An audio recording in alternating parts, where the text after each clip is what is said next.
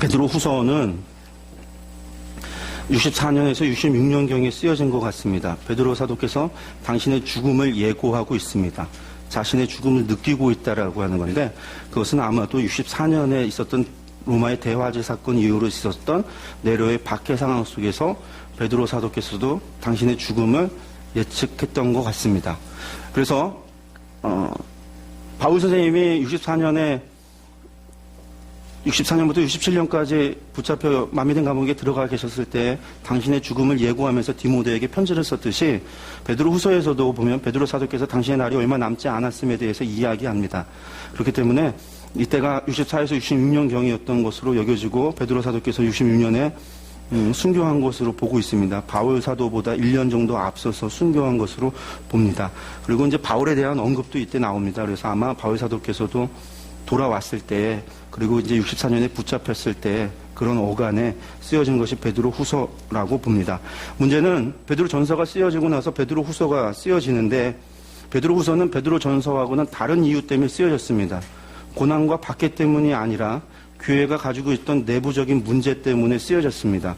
여기가 쓰는 것도 내가 먼저 썼던 편지라는 것을 통해서 여기도 편지를 받았던 사람들이 길리기아, 갑바도기아, 본도, 비두니아, 아시아에 있었던 교회라고 추측합니다. 그러니까 전번에 베드로 전서를 편지를 받았던 그들에게 베드로 후서를 보내는데 그들 교회의 내부적인 문제 때문에 보냈다라는 겁니다. 근데 그 내부적인 문제가 무엇이냐면 거짓 선지자들이라는 겁니다.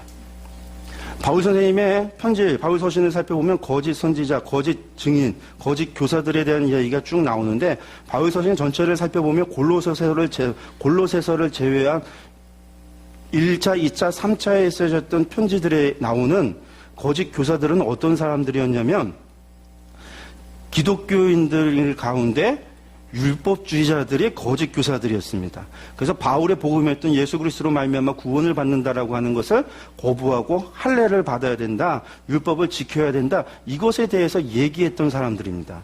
근데 골로새서에 등장하는 60년에 쓰여지는 60에서 61년경에 쓰여지는 골로새서, 그러니까 골로새서는 아시아의 교회죠. 아시아의 교회인 골로새서에 쓰여지는 거에서 등장하는 거짓 선지자, 이들은 그때 앞서 얘기하는 거짓 교사들과는 다른 사람들입니다. 어떤 사람들이었냐면 예수 그리스도를 부인하는 자들. 그래서 학자들은 이들을 가리켜 초기 이단이라고, 영지주의, 초기 영지주의 이단이라고 이야기합니다. 영지주들이 1세기 이후부터 등장하는데 그때 초기 영지주의 자들이다라고 이야기를 하는데, 이 베드로 후서 역시 여기에 등장하는 거짓 선지자들은 어떤 사람들이냐? 예수님을 부인하는 사람입니다. 그러니까 거짓 선지자들과 관련돼서 쓰여진 편지가 일반 서신 가운데 베드로 후서가 있고요. 그리고 유다서가 있고 요한 1, 2, 3서가 있습니다. 특히 요한 1서, 요한 2서가 그러는데요. 근데 그 편지들을 보면 거짓 선지자들의 발전 단계가 있습니다.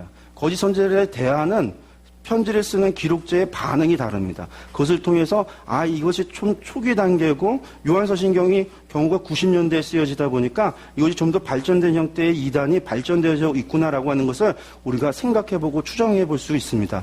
근데 베드로 사도가 쓰고 있는 이때의 거짓 선지자들은 주로 무엇에 대해서 얘기하는 사람들이었냐면 예수님을 부인하는 사람들이지만 예수님의 부인에 초점을 갖춘 것이 아니라 주님의 재림을 거부하는 사람이었어요. 이들도 기독교인입니다. 이단입니다. 이단. 그런데 무엇을 얘기하냐? 예수님을 부인하고 그러면서 특별히 주님이 재림, 다시 오실 거에 대해서 거부한다라는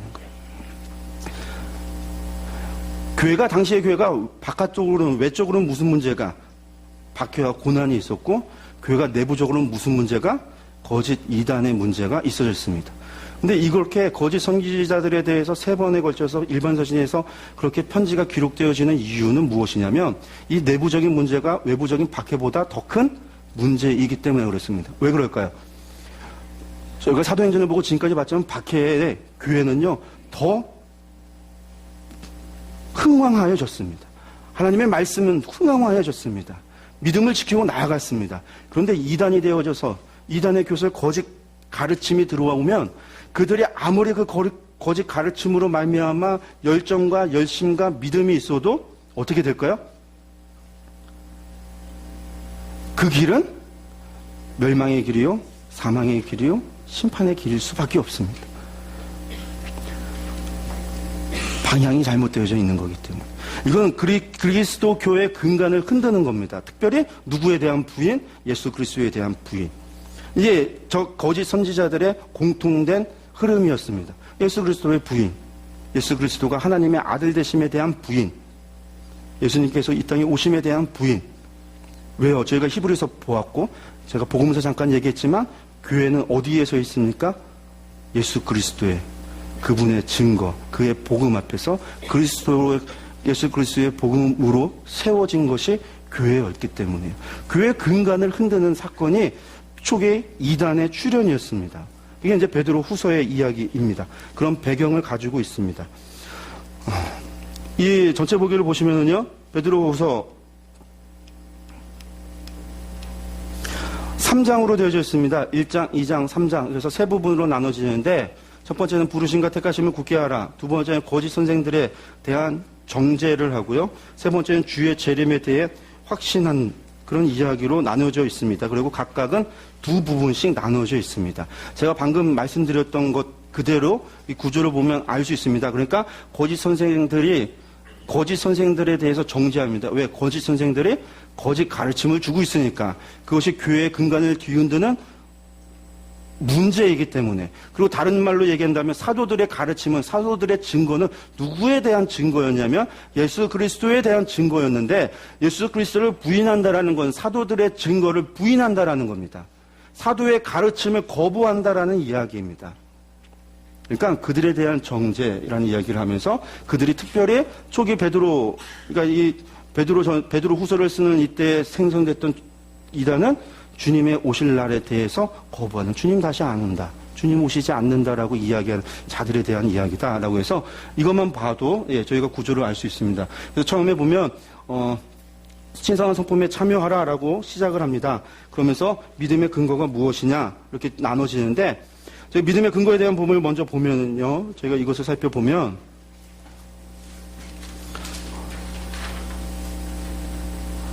베드로 사도께서 무엇을 얘기하냐면, 우리 주 예수 그리스도의 능력과 강림하심을 너희에게 알게 한 것이 교묘히 만든 이야기를 따른 것이 아니요 우리는 그의 크신 위엄을 모한 자라 친히 본 자라. 그러니까 거짓 선지자들의 가르침이 무엇이냐면 예수 그리스도를 부인하고 사도의 가르침을 부인하는데, 베드로 사도의 이야기는 우리 사도들의 가르침은, 나의 가르침은, 사도들이 증거했던 그 복음은 무엇이다? 우리가 친히 본 바요, 우리가 친히 경험한 바요, 우리가 친히 그 현장의 자리에 있었던 우리의 경험에서 우리가 친히 보고 듣고 알았던 우리의 그 확실한 증거이다라고 하는 것입니다.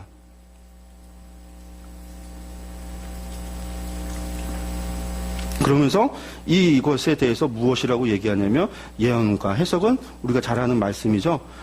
사서로이 풀 것이 아니라 예언은 언제든지 사람의 뜻으로 낸 것이 아니고 오직 성령의 감동하심을 받은 사람들이 하나님께 받아 말한 것. 우리가 지금까지 말한 것, 우리가 썼던 기록들, 그런 것들은 우리가 그냥 얘기한 것이 아니라 모한 것이다. 성령의 감동하심을 받은 사람들이 하나님께 받아 말한 것이다. 구약에 이런 사람들이 누구였습니까? 예언자들이었죠. 하나님의 말씀을 받아 그 입에 두었을 때 하나님이 말씀하시면 나아가 그 말씀을 전하는 것. 이 말씀을 전하는 자들의 동일한 것들이에요. 동일한 말씀입니다. 예언자나 사도나 오늘날 이 말씀을 전해야 되는 우리나. 그리고 거짓 선생들에 대해서 이야기합니다. 2장에서 거짓 선생들에 대해서 위험성에서 얘기합니다. 뭐라고 위험하다고 이야기하냐면, 거짓 선지자들이 나타났다라고 얘기하는데 읽겠습니다.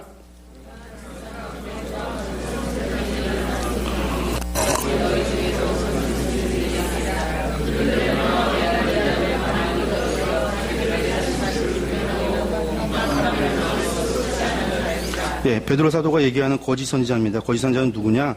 주를 부인하는 사람들이다. 주를 부인함으로 말미암아 무엇을 얻은 자들이냐면 임박한 멸망을, 주의 심판을 받는 그런 사람이 되어졌다라고 이야기합니다. 거짓 선지자들 다른 사람이 아닙니다. 이단입니다. 주님을 부인하는 사람입니다. 사도들의 가르침을 부인하는 사람들입니다. 이게 거짓 선지자들입니다. 그에 대한 설명을 한 다음에 주의 날을 부정하는 그들에게 주의 날은 뭐한다? 반드시 돌아온다라는 이야기를 베드로 사도가 이야기합니다. 먼저 이것을 알지니 말세에 조롱하는 자들이 와서 자기의 종용을 따라 행하며 조롱하여 이르되 주께서 강림하신다는 약속이 어디 있느냐? 조상들이 잔 후로부터 만물이 처음 창조될 때와 같이 그냥 있다 하니 안 온다라는 얘기죠. 그냥 있지 않냐.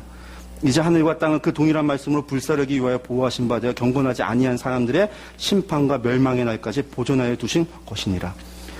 무슨 얘기입니까? 심판이 안 온다. 심판은 없다라고 하는 얘기에 베드로 사도가 한 얘기가 이 말씀 7절 말씀입니다. 무엇이냐면 심판과 멸망의 날까지 보존해 두신 이유는 보호하기 위해서 하늘과 땅은 그 동일한 말씀으로 불사르기 위하여 보호하신 바 되어서 하나님께서 그것을 갖다가 심판이 지연되고 있다라는 얘기입니다. 무엇을 보호하기 위해서? 하늘과 땅을 보호하기 위해서. 또 무엇을 위해서 이야기하냐면 백성들이 사람들이 하나라도 더 구원받기를 원하시는 하나님의 마음 때문에. 15절 말씀, 3장 15절 말씀 보면요. 또 우리의 주의 오래 참으심이 구원이 될 줄로 여기라. 우리가 사랑하는 형제 바울도 그 받은 지혜대로 너희에게 이같이 썼고. 뭐라고 합니까? 우리 주의 오래 참으심이 구원이 될 줄로 여기라. 하나님이 참고 계신 것은 구원이 될 줄로 하나님께서 여기는 거죠. 왜요? 사람들을 그냥 여기서 끝내도 누구 하나 하나님 앞에 원망할 수 있는 사람이 없지만, 왜? 우린 모두는 죄인이기 때문에. 그렇지만 하나님의 마음이, 한 영혼을 천하보다 귀하게 여기시는 하나님의 마음이 한 영혼이라도 더 구원하시기 위하여 하나님께서 심판을 뭐 하신다? 지연하고.